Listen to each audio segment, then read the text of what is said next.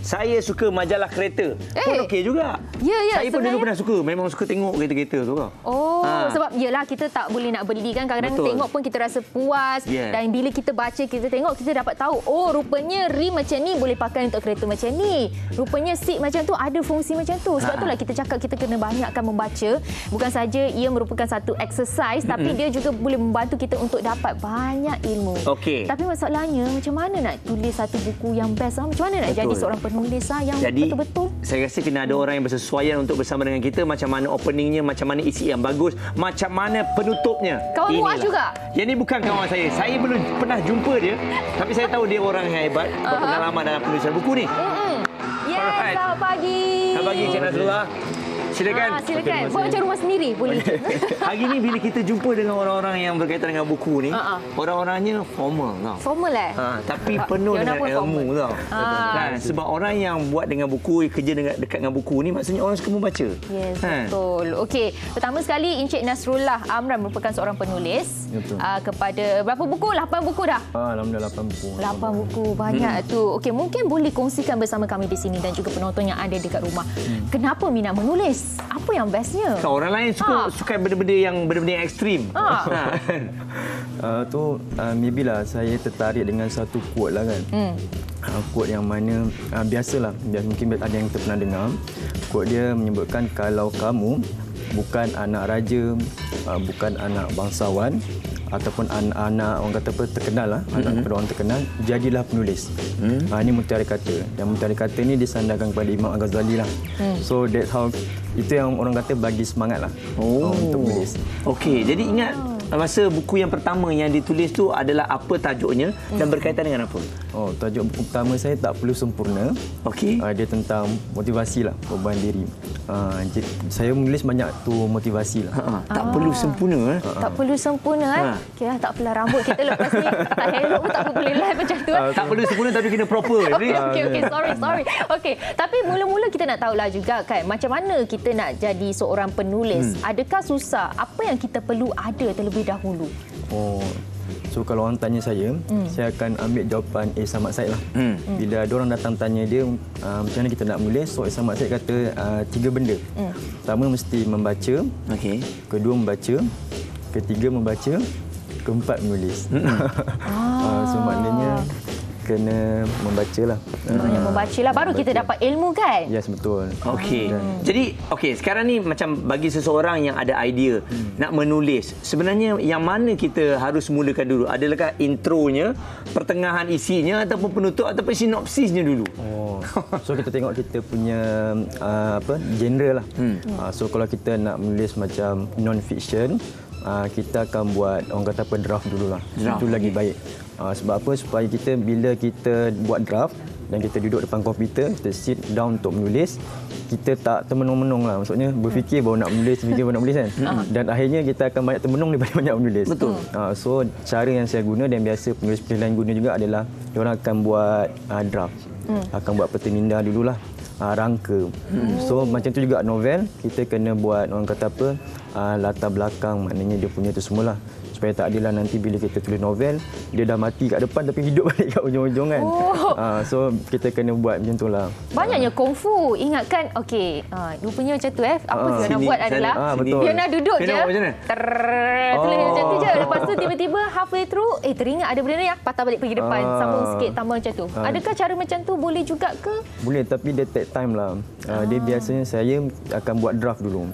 Kan kita akan buat draft, kita dah settlekan daripada awal sampailah habis dan baru kita akan duduk depan komputer. Selalunya berapa lama masa yang dia ambil untuk menyiapkan sebuah buku? Dia tengok kepada kerajinan. Okey. Betul. Kadang kita boleh selesaikan dalam 3 bulan. 3 bulan nak buat buku. Bukan pendek dah tu. Pendek. Bagi saya lah, saya rasa kan 3 bulan. 3 bulan. Ada yang sampai bertahun, Mas. Sebab kalau tak silap lah kan, untuk menulis buku kena ada buat kajian, research juga. Betul. Kan macam contohnya kalau buku tu mengenai mungkin scientific. So jadi mungkin dia kena mengkaji lebih dalam macam tu. Betul tak? Dia tengok pada buku yang kita nak tulis lah kan. Macam saya pernah buat setahun 3 buku. Setahun 3 buku. Itu paling maksimum lah tu. Paling maksimum lah. Oh, tapi kan antara banyak-banyak genre apa yang paling orang kata macam banyak orang minat? Minat baca. Sebenarnya crowd pembaca ni dia pelbagai. Macam Tuan Muazzar dia sebut, dia ada yang suka baca novel kan, dan ada yang suka non-fiction, maksudnya buku-buku motivasi, ataupun ada yang suka quote lah. So tapi mostly novel lah, crowd pembaca novel ni yang ramai. Novel lah. Yang macam novel kan? Novel cinta. Cinta? Saya rasa novel cinta kot. Betul. Kat Novel Malaysia. cinta ramai. So kalau kita nak ramai crowd, masuklah novel cinta. Novel cinta. Ya. Maksudnya awak akan ada peminat tersendiri. Tapi bukan cinta-cinta yang biasa tau. Ni kena cinta-cinta yang luar biasa.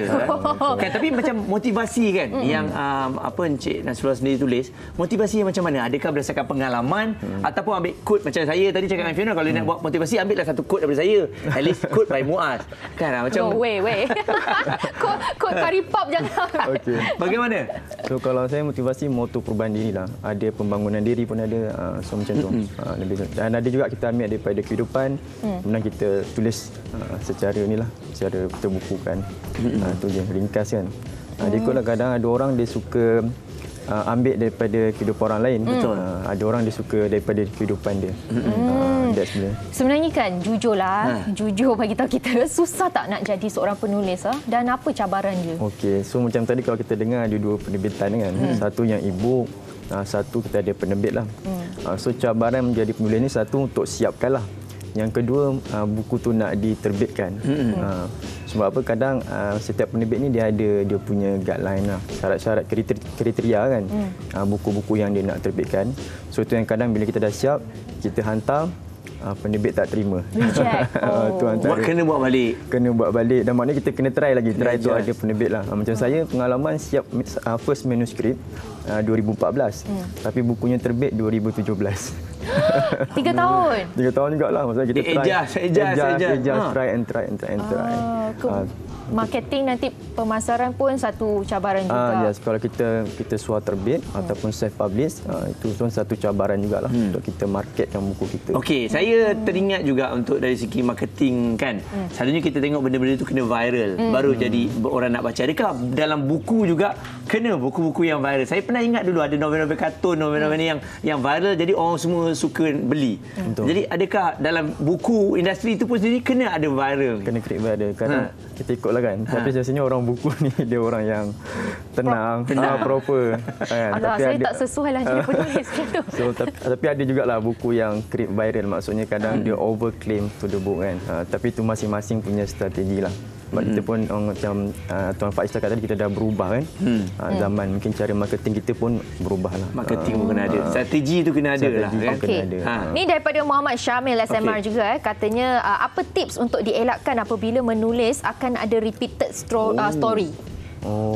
Itulah, kalau kita tak nak repeat story tu, yang kita kena buat draft daripada awal tadi. Kena ada rangka planning. Kena ada rangka planning. Kita nak elakkan benda ni tadi. Tapi kalau biasa kita repeat dengan sengaja itu tak apalah kan, biasa tu. Cuma jangan terlalu kerap lah. Kadang kita akan ulang macam buku motivasi.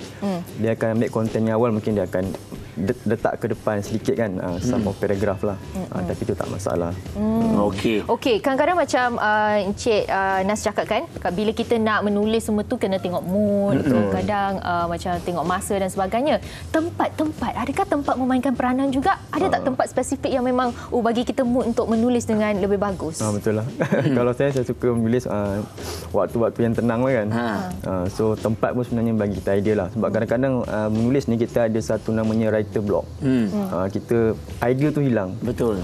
So penulis ni dia kena pandailah cari aktiviti yang dia boleh datangkan balik mood dia, idea dia kan. Supaya dia dapat, orang kata apa, lajulah idea dia tu mencurah-curah. So memang ada kali bila dah tulis buku pertama, kedua, ketiga tu saya pun pernah ada jadi writer block. So try idea tak keluar kan. So lama tak keluar, tak layak tu, tak ada perkataan yang sedap. Tak ada perkataan yang sedap. So kita kena try move lah kan. Buat aktiviti luar ke. Pergi tepi pantai ada tak? Ada tak dapat idea tu tulis tepi pantai, di tempat bangunan yang tinggi, kat kampung, sambil makan durian? Adakah boleh dapat idea macam tu? Betul, boleh. Boleh? Boleh Saya suka berkempen kan. So daripada kempen tu kita duduk sekejap, okey balik nanti kita akan idea baru. Okey. Macam mana sebenarnya kan kita nak dapat tahu satu penulisan yang bagus? Macam mana kita nak identify Sebenarnya kita kalau nak describe ataupun nak judge lah kan satu penulisan yang bagus ni sebenarnya saya ambil daripada quote daripada Dr. Faizal Tehrani lah kan. Sebenarnya tak ada karya yang sempurna lah. Kita cuma boleh kata karya yang terbaik ataupun bermanfaat. Sebab apa? Dalam setiap karya akan ada kekurangan lah kan. Sebab tu kalau kita tengok tulisan buku demi buku dalam sejarah pun kalau ada orang hasilkan satu karya, kedepannya akan ada orang kritik karya tersebut. Cuma kita boleh kata itulah karya yang sempurna tak ada, karya yang terbaik ada. Okey, jadi bila manuskrip dah siap, selain daripada penerbit yang akan membacanya, siapa orang yang akan membaca selepas awak? Maksudnya nak meyakinkan benda ni boleh jual. Adakah keluarga terdekat ataupun kawan baik awak? Okey, so kalau macam saya first time kita sebagai writer, penulis, kita sendirilah kena yakin dengan penulisan kita kan. Baru kita bagi dekat orang lain. Kita kena yakin Ya, kita kena tahu. Tapi ada orang kata kadang-kadang shock sendiri. Kan kita yakin pada diri kita tapi kita macam sedap ni saya punya. Tapi kita shock sendiri tu yang takut tu kan. Jadi penulis memang kena shock sendiri. Oh serius lah. Okey boleh. Kena serius.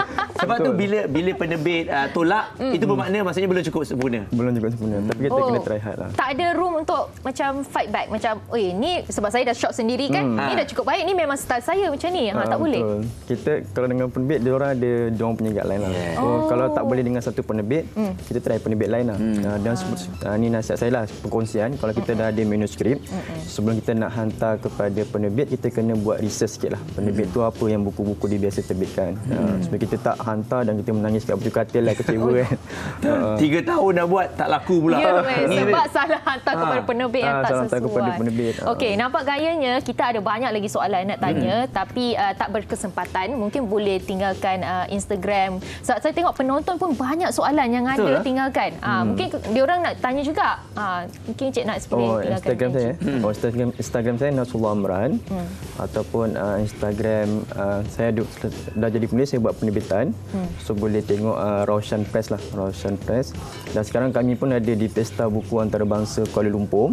Dah hampir 8 hari termasuk hari ini. So hari ini hari yang ke-8 dan besok hari terakhir. Bolehlah datang ke bus kami kan. Sempat ni. Selalu yelah nak bawa anak-anak tak tahu nak pergi mana kan. Sebenarnya kita bawa ke pesta buku ni pun bagus juga. Kita didik anak kita suka membaca ni. Melentur buluh biar dari rebungnya. Betul. Saya banyak baca buku. Baik, terima kasih Cik Nas bersama dengan kita pada hari ini.